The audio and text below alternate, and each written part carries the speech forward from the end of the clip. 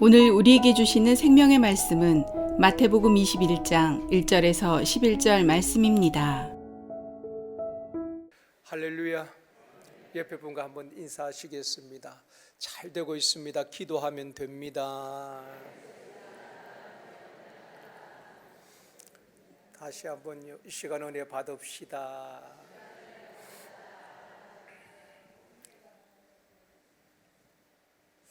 오늘 종료주일에 예루살렘에 입성하신 예수님이라는 제목으로 말씀을 드리려고 합니다.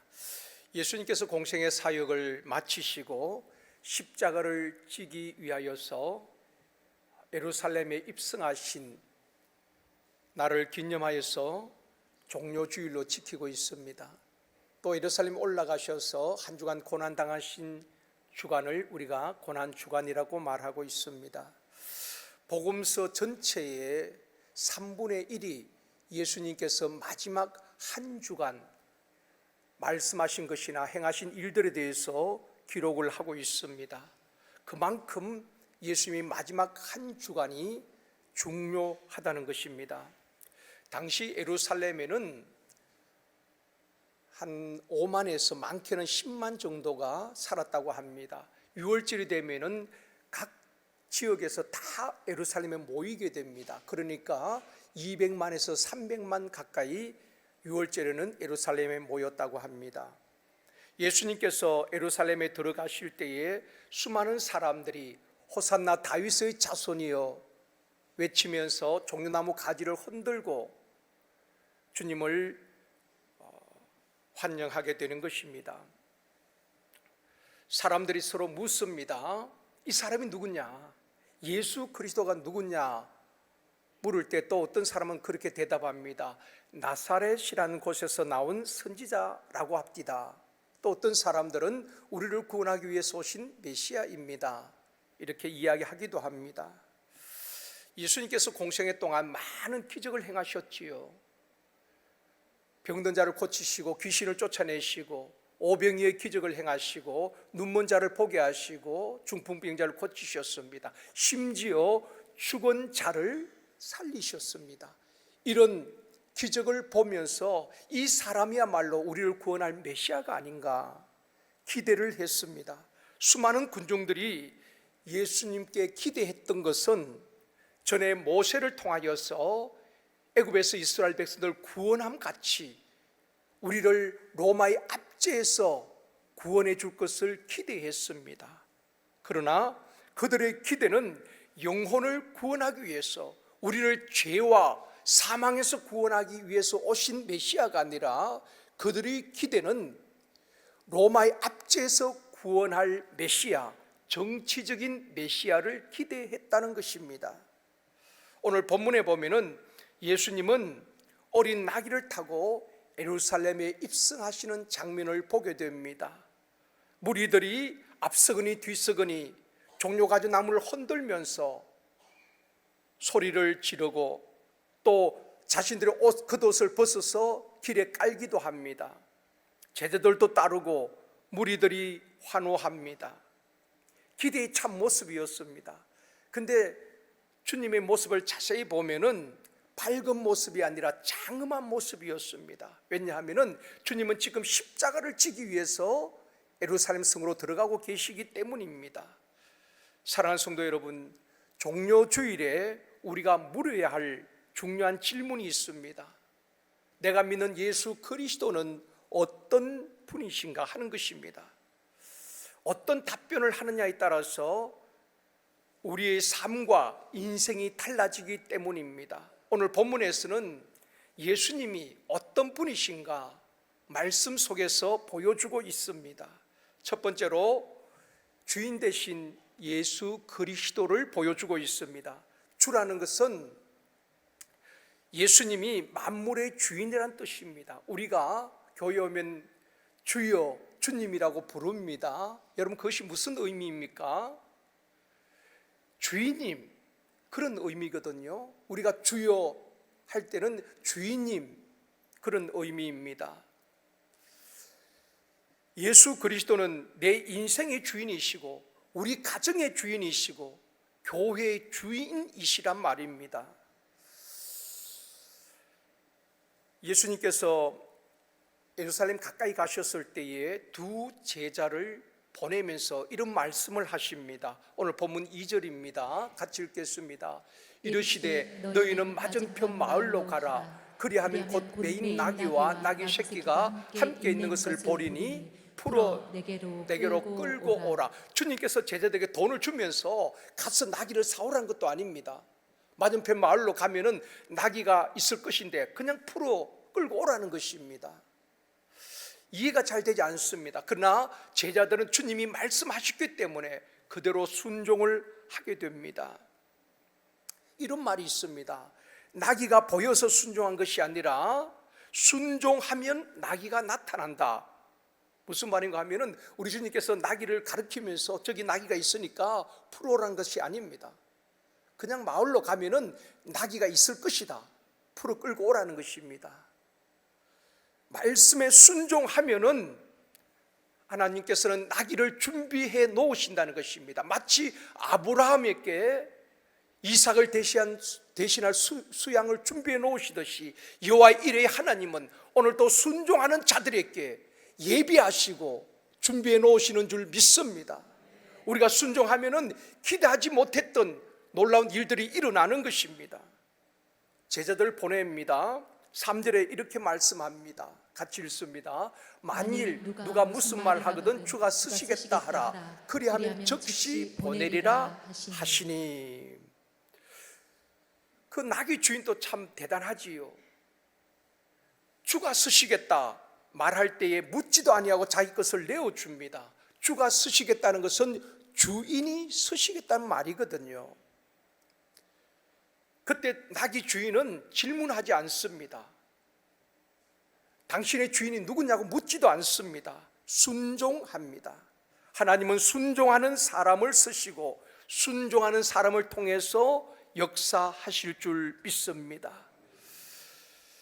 주가 쓰시겠다, 주인이 쓰시겠다 할 때에 시간도 물질도 몸도 기꺼이 내어줄 수 있는 사람, 그런 사람이 예수님을 주인으로 모시고 사는 사람 아니겠습니까? 영국을 64년간 통치했던 여왕이지요.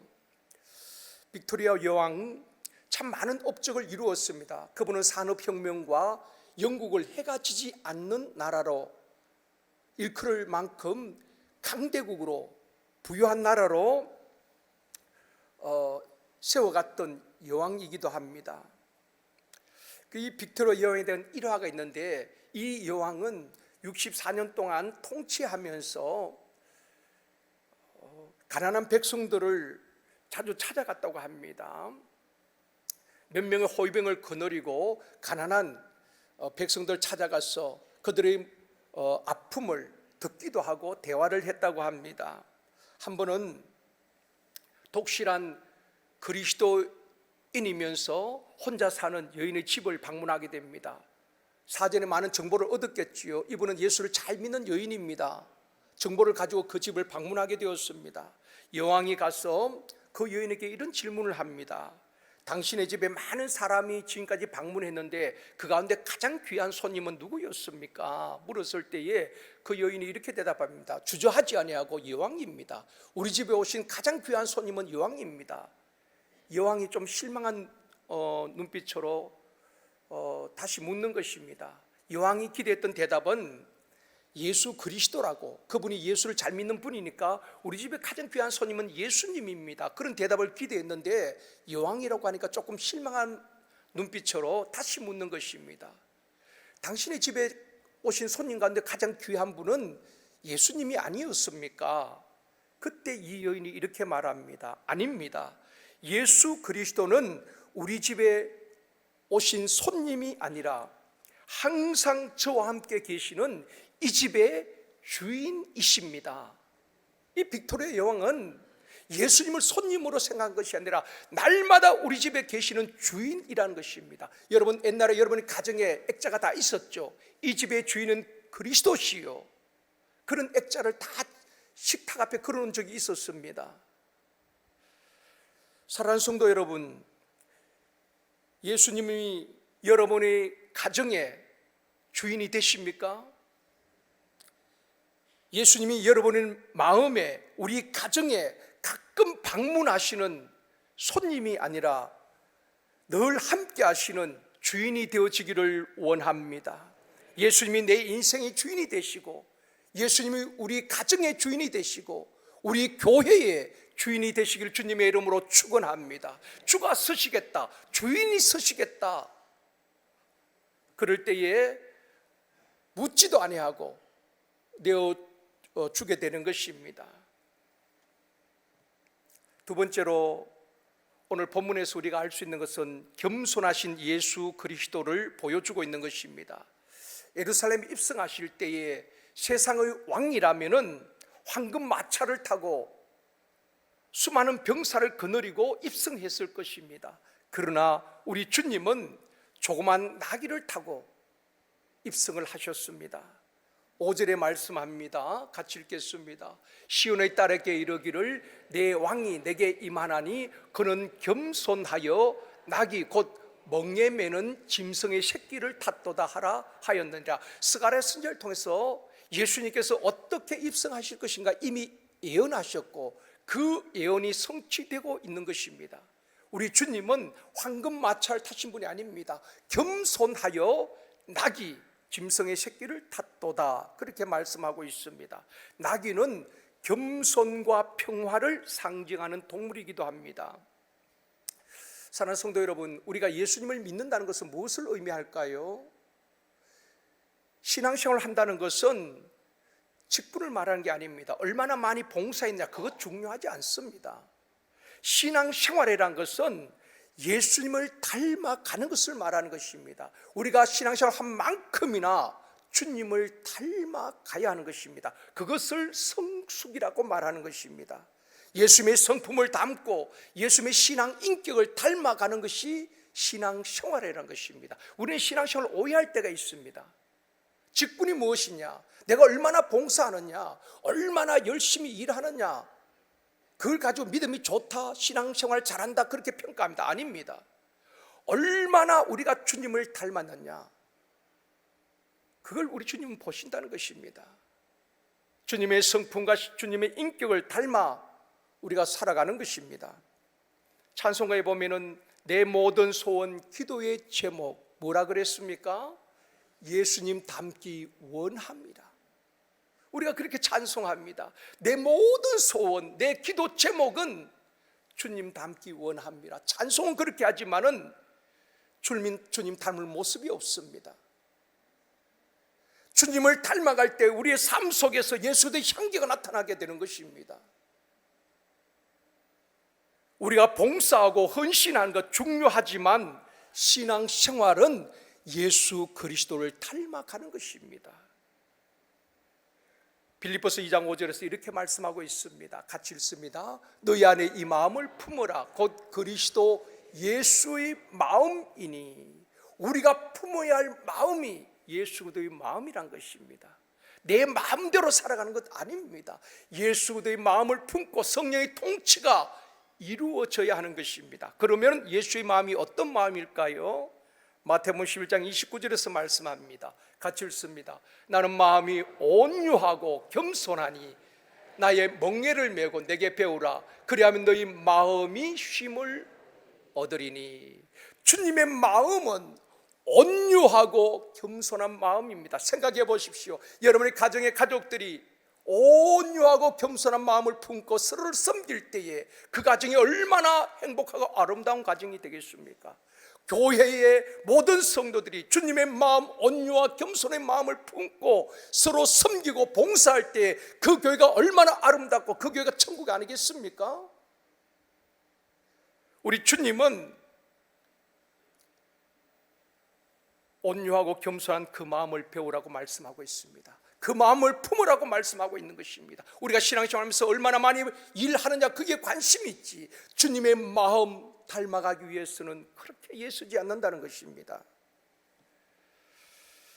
사랑하는 성도 여러분, 우리 모두가 예수 그리스도의 마음, 온유와 겸손의 마음을 품고 서로를 섬기며 봉사하며 헌신하는 교회의 공동체가 되어지길 주님의 이름으로 축원합니다. 교회는 세상과는 좀 달라야 되지 않겠습니까? 세상은 서로 비난하고 서로 비방하고 있습니다.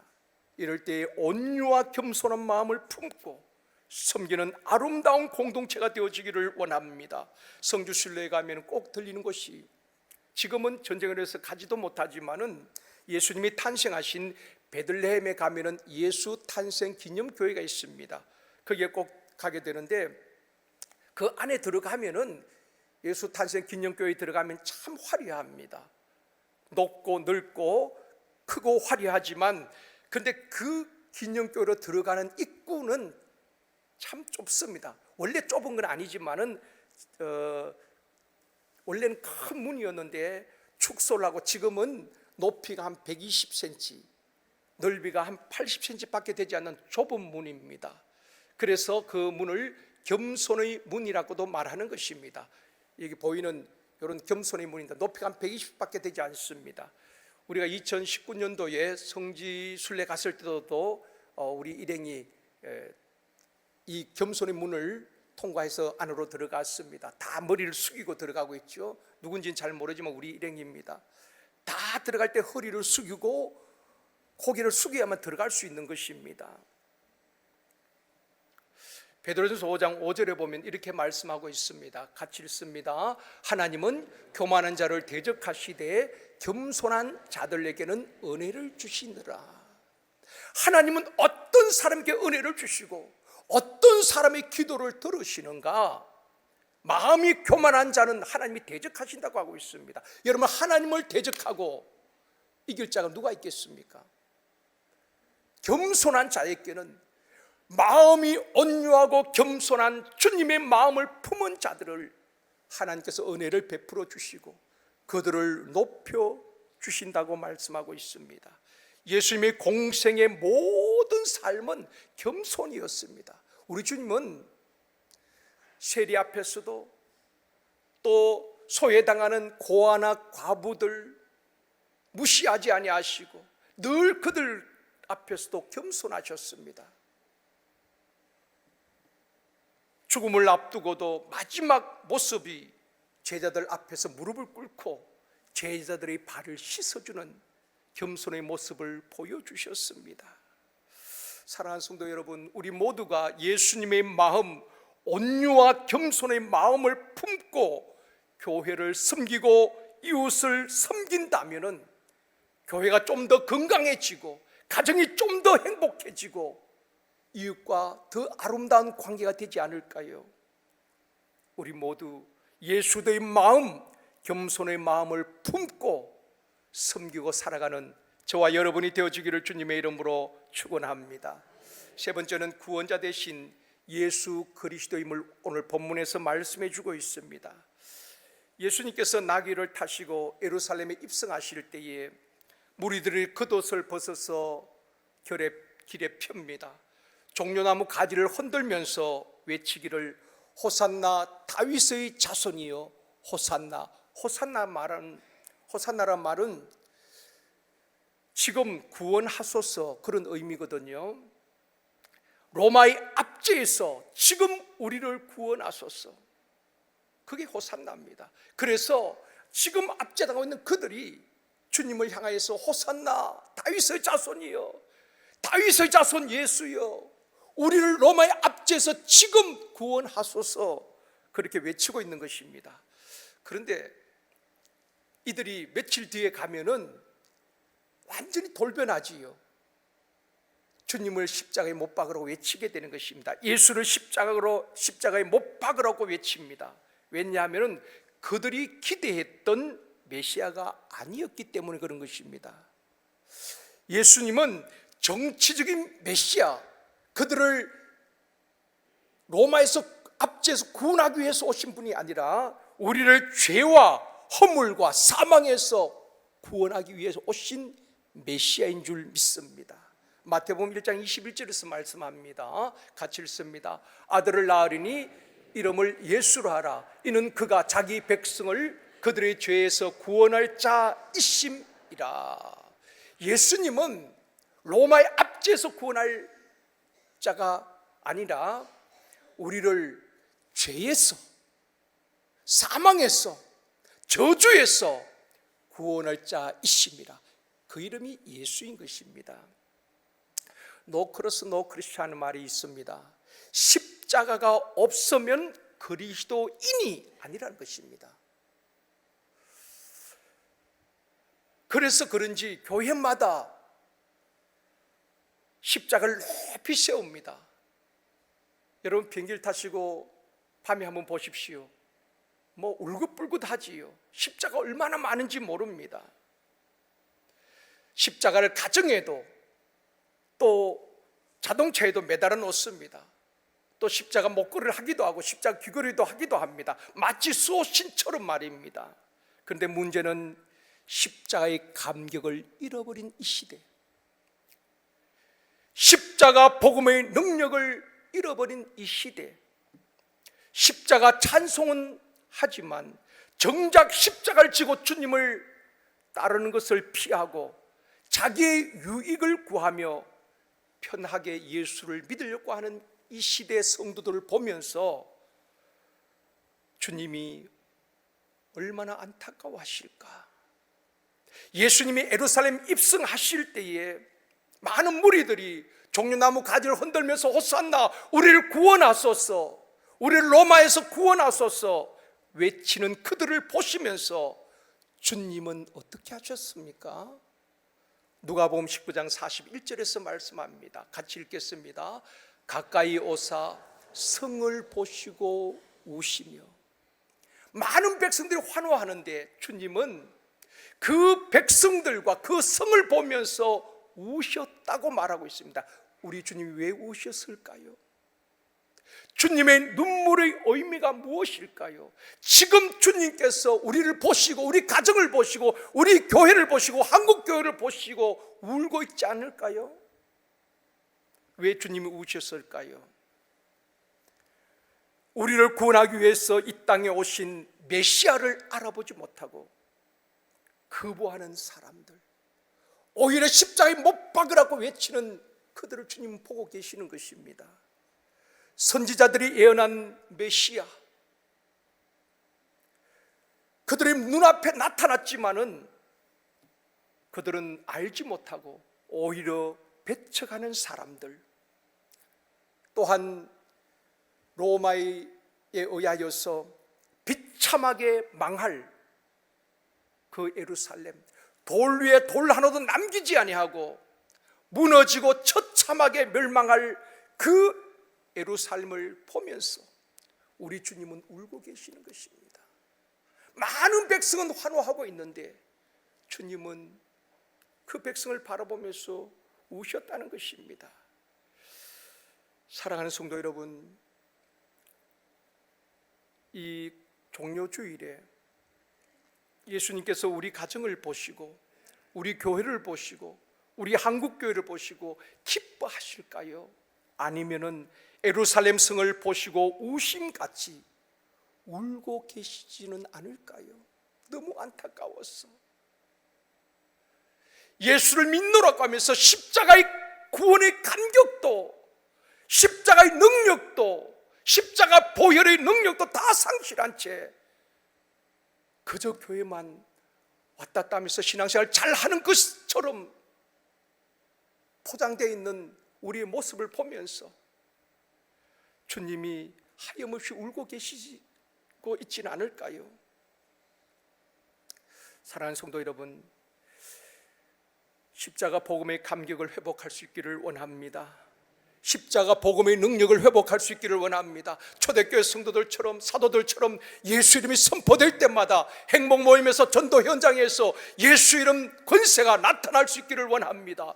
더러운 귀신들이 떠나가게 되어지고 병든 자가 낫게 되어지고 그런 복음의 절대 능력이 다시 한번 회복되어지고 나타날 수 있기를 원합니다. 그리고 자기 십자가를 지고 주님을 묵묵히 따라가는 저와 여러분이 되어지기를 원합니다. 이 시간 성찬식에 참여하는 모든 분들에게 하나님께서 은혜를 부어주시기를 원합니다. 그래서 내가 주인 삼았던 것 내려놓고 예수 그리스도가 내 인생의 주인 되심을 고백하고 내 마음대로 살던 삶이 아니라 예수 그리스도의 마음, 온유와 겸손의 마음을 품고 가정생활하고 교회 신앙생활하고 직장생활하고 예수 그리스도의 향기를 나타내는 삶이 되어지기를 원합니다. 나아가서 식어버린 구원의 감격과 복음의 절대 능력이 우리 모두에게 오늘 성찬식을 통해서 다시 한번 회복되어지기를 주님의 이름으로 축원합니다.